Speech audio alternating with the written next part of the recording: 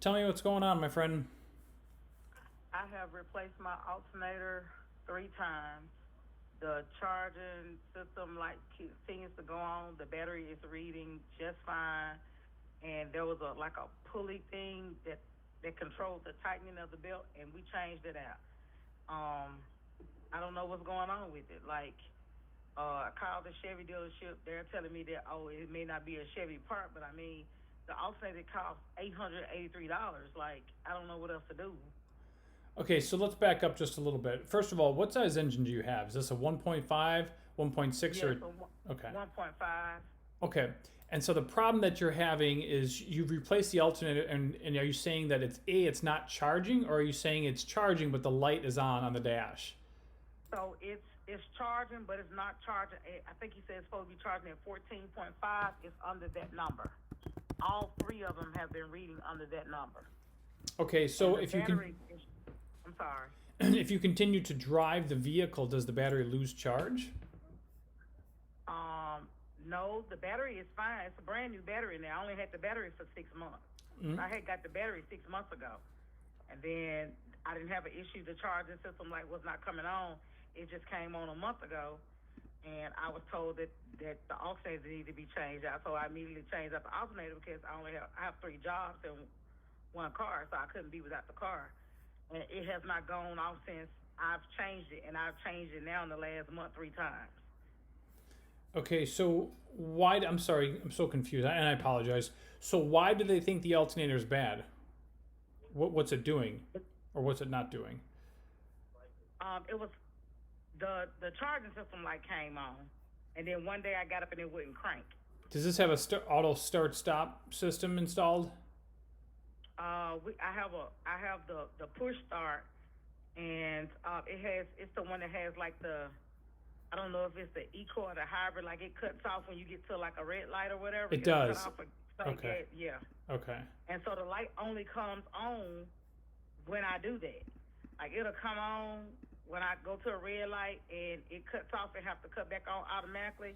And then when I get to maybe the next red light or a stop sign, it'll go back off when it has to come back on automatically. Okay. So I haven't been able to just go long distance because I'm afraid that it's gonna blank out and not cut back on.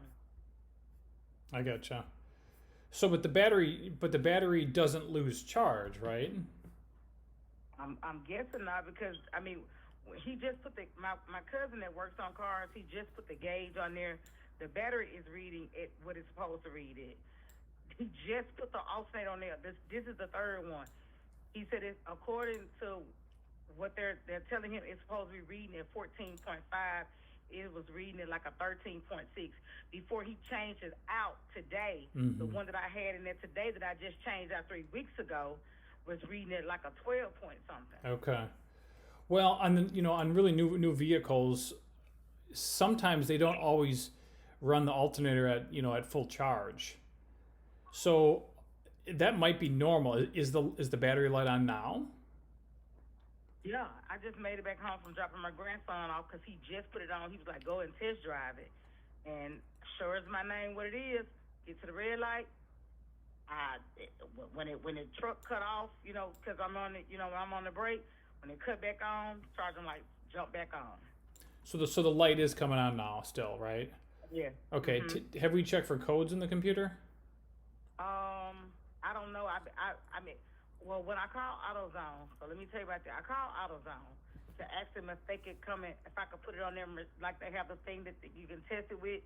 They said my check engine light is not on, so I don't know how that works. Okay, I gotcha. Unless the check engine light is on. So let me just tell you this: the check engine light comes on for emission purposes only. So just because the check engine light is not on, that doesn't automatically mean there are no codes in the computer. There can still be codes in the computer. And by the way, the same computer that runs the engine that would turn on the check engine light for emissions is the same computer that controls the alternator and the charging system. Okay. So if you call them up and say, I want you to check for codes, and they're going to ask you, is the light on? You're going to say no. And then they're going to say, well, we don't, we can't do anything because the light's not on. Just tell them to check for codes anyway, because the computer, it could still flag codes that's related to the charging system. So yeah, we need to check for codes. Absolutely. There's 2 wires.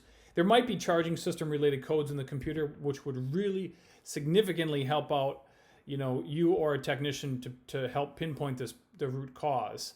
Let's just pretend that there is no codes in the computer for conversation's sake. Your question to me would be, well, now what do we do? Well, here's the answer. There's 2 wires that run between the ECM, which is the engine control module, and the alternator. One's gray and one's brown. Both of them need to be checked for any sort of wiring issue, a bad connection, a corrosion, and somebody needs to fix any wiring issue as needed and then retest the system. And you said it's called an ECM? Yeah, the engine control module, yeah. And by the way, you also have a battery current sensor that may or may not have anything to do with this as well. It's on the negative battery cable.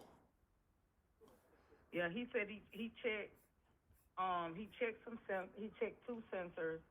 He checked another battery, a charging wire that goes at the top.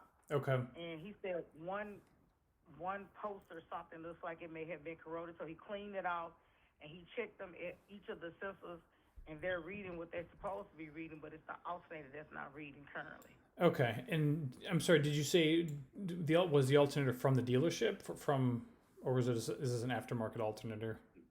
I mean, so the first one that I got when I went to O'Reilly's Auto Parts, they told me they was getting it from the dealership because none of the stores in Memphis had them available.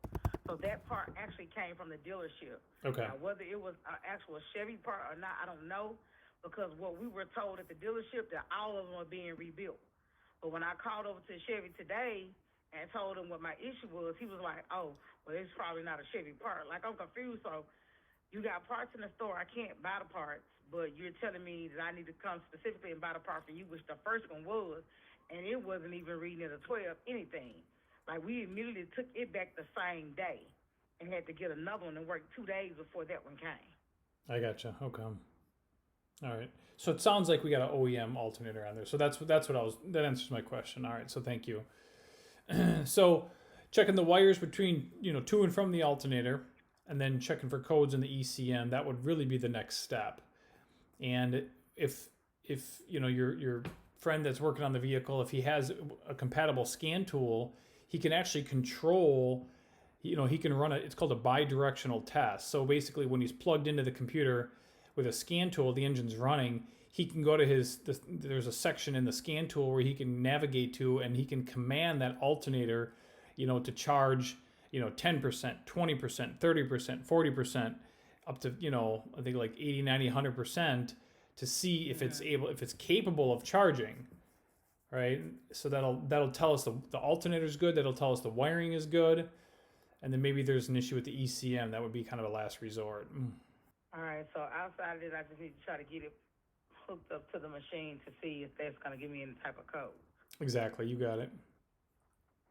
All right, well, I really appreciate it for the additional help. All right, my friend, you're welcome. Good luck, and let us know if anything comes up, okay? All right, thank you. You're welcome. Bye-bye. Bye-bye.